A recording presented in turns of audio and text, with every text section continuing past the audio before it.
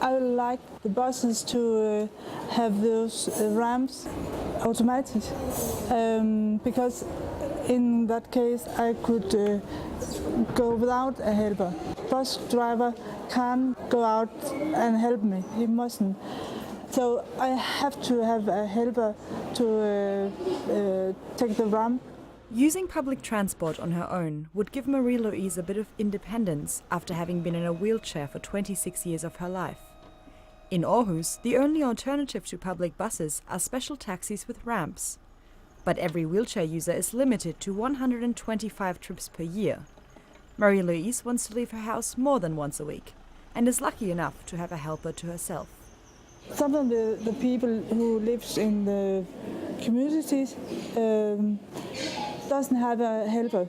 They don't have one helper to one person. They just maybe 4 people to one helper, and then you can't take the buses. Many of the drivers say no to wheelchairs. It's not.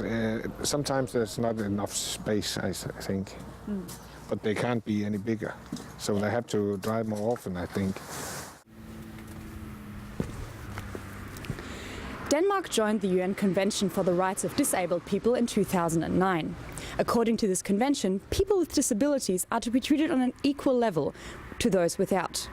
For example, wheelchair users are meant to be using the buses independently and without help.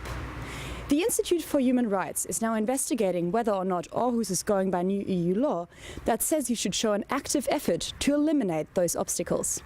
Every city, I mean, including a sort of fairly large city by Danish standards as Aarhus, is of course obliged to comply with European Union law in this area, regardless of resources. If it were to be found that Denmark were in breach of European Union law because the buses were not equipped appropriately, then of course the only way to remedy the breach would be to equip the buses appropriately.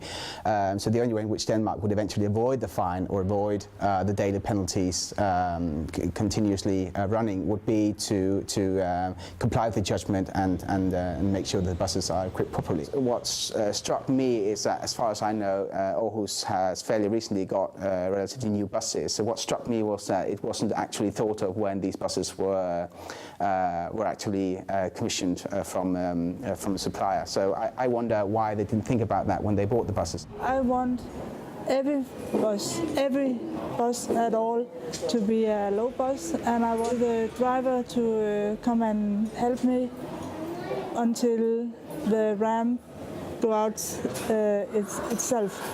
Aarhus public transport provider Mid Traffic refused to comment on the issue.